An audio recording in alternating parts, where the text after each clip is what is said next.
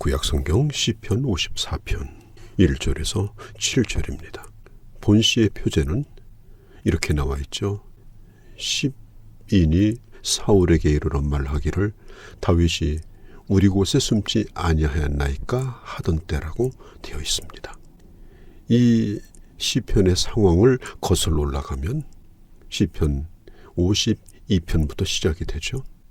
사무엘 상서 23장에 언급되어 있는 것처럼 다윗이 놉이라고 하는 지역에 있는 대사장 아히멜렉의 집에 도피를 하게 됩니다. 아히멜렉은 다윗을 도왔다는 이유로 85명의 제사장과 함께 죽음을 당하게 되죠.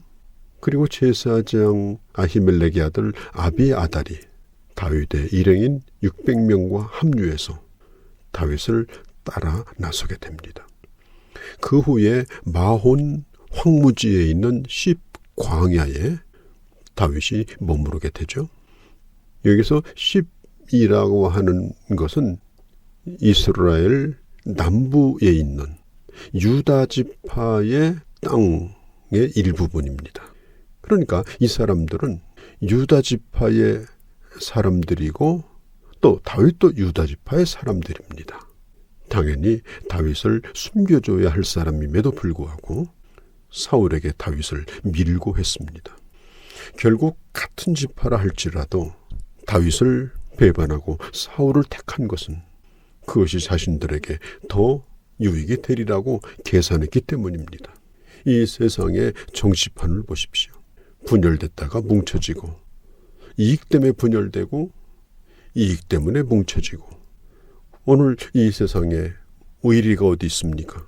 오로지 자기 위주, 자기 이익에 의해서 움직여지는 것이 바로 세상의 속성이 아니겠습니까?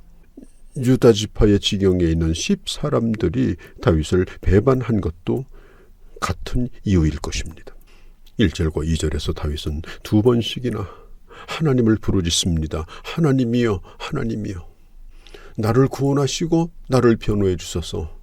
내 기도에 귀를 기울이시고 내 기도를 들어 주소서라고 하나님을 향하여 간절히 요청하고 하소연합니다. 3절에 나와 있는 이 낯선 자들은 바로 이 10 사람들인데 이들이 나를 치고 포악한 자들이 내 생명을 수색하며 하나님을 자기 앞에 두지 아니하였다라고 말하죠. 이 사람들은 도무지 하나님을 두려워하지 않았습니다. 하나님을 알되 하나님을 인정하지 않았습니다. 하나님 앞에서 사는 사람들이 아닙니다. 오로지 자기 눈앞에 있는 이익, 오로지 자기 생명을 부지하기 위해서 그냥 움직일 뿐이었습니다. 다윗에게는 이미 그를 따르는 600명의 용사들이 있습니다. 다윗은 어릴 때에 골리앗을 눕히고 그리고 승승장구하던 아주 용맹스러운 그는 군인이었습니다. 얼마든지 그는 10 성읍에 있는 사람들을 다 제거하는 것은 어려운 일이 아니었습니다. 그러나 다윗은 그렇게 하지 아니하고 그 일을 가지고 하나님께 나갑니다. 그리고 부르짖어 마음껏 하나님 앞에 기도합니다.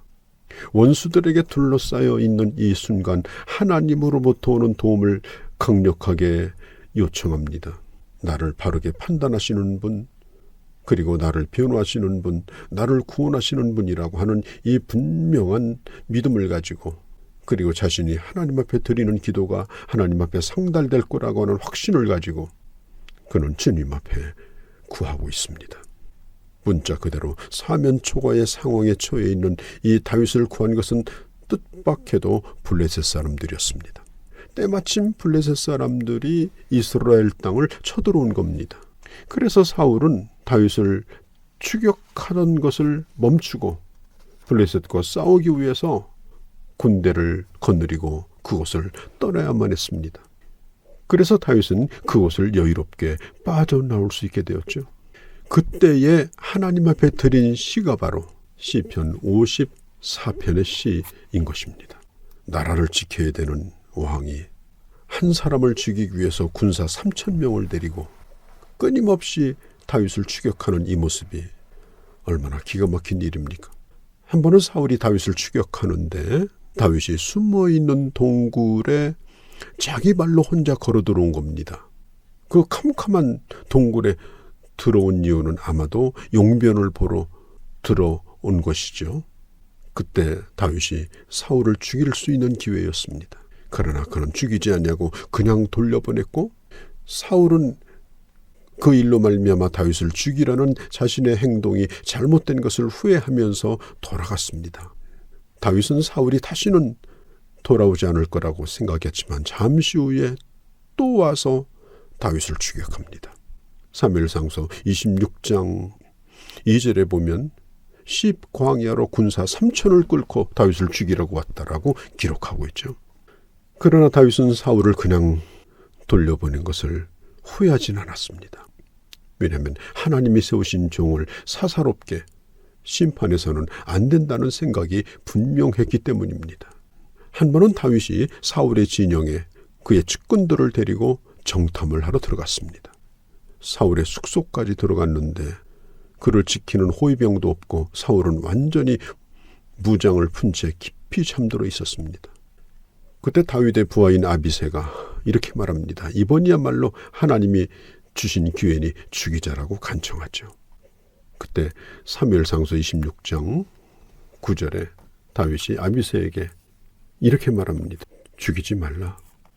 여호와의 기름 부은 자를 치면 죄가 없겠느냐? 정말 이것을 보면 다윗은 속이 다 빠져나간 바보 같은 미련한 사람처럼 보입니다. 그러나 하나님은 다윗의 이런 면 때문에 다윗을 끔찍하게 사랑하신 겁니다. 하나님이 직접 치시거나 전쟁에 나가서 죽을 것을 다윗은 알고 있었습니다. 자기가 치기를 원치 않았습니다. 사울은 이것을 알고 또 한 번 얘기합니다. 사무엘상서 26장 25절에 보면 내 아들 다윗아 네가 복이 있도다. 네가 큰 일을 행하고 반드시 승리하리라고 말하죠. 다윗은 하나님이 도와주시고 붙들어 주실 분이라고 분명히 고백합니다. 4절의 히브리어 원어에는 보라라는 말로 시작이 되죠. 보라. 너희들아 보아라. 하나님은 나를 돕는 자다. 하나님은 나의 구원자다라고 소리를 치고 있는 겁니다. 여기 돕는 자라고 하는 말은 군사용어입니다.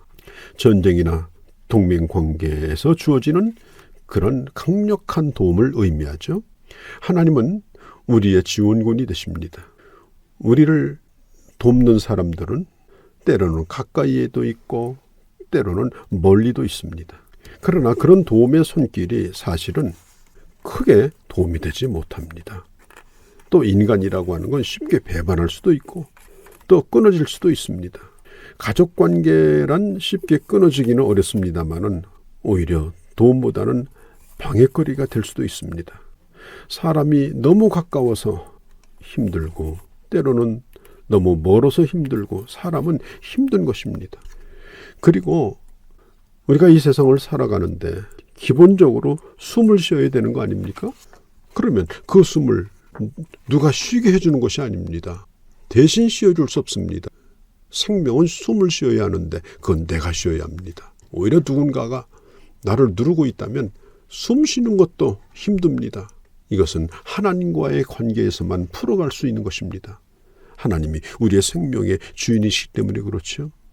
또 주님은 우리를 붙들어 주시는 분이라고 말하죠. 4절에 내 생명을 붙들어 주십니다. 이 붙들어 준다라고 하는 이 말씀은 꽉 잡는다, 유지한다 그런 뜻을 가지고 있습니다. 하나님은 우리를 꽉 잡아주시고 우리를 이끌어 주시는 분입니다. 주변에 나를 지원해 주는 동료들이 많이 있겠지만 그러나 하나님만이 가장 확실하고 든든한 힘이 되시는 분입니다. 어떤 인간도 어떤 나라도 우리 인생을 붙잡아주고 책임져 줄 수는 없는 것입니다. 주님은 나를 돕는 자이며 주님은 나를 붙드시는 분입니다. 다윗은 하나님께서 반드시 자신의 원수를 갚아줄 것임을 그는 분명히 믿고 있었습니다. 그러면서 자기 환경을 원망하기보다는 감사의 제사인 낙헌제를 드리는 겁니다. 환경이 좋아졌기 때문이 아닙니다. 하나님을 향한 소망의 줄을 놓지 않고 그를 신뢰했기 때문에 그는 구원에 대한 확신을 가지고 하나님께 찬양을 돌릴 수가 있었던 것입니다. 원수 앞에서 상을 차려주시며 회복시켜 주시며 축복하시는 것을 7절에 원수들이 보게 될 것이며 원수가 보응을 받는 것을 내 눈으로 똑똑히 보게 될 것이라고 다윗은 고백하고 있죠. 하나님은 우리의 변호사이시고 나를 돕는 자이며 나를 붙들어 주시는 분이며 내 생명의 주인이시며 그리고 마지막 모든 것을 보호하시며 하나님이 나를 얼마나 끔찍히 사랑하시는가 하는 것을 증명해 주시는 분이십니다. 오늘도 주님 우리를 사랑하십니다. 이 주님 오늘도 동행하는 참으로 복된 날 되시기를 바랍니다.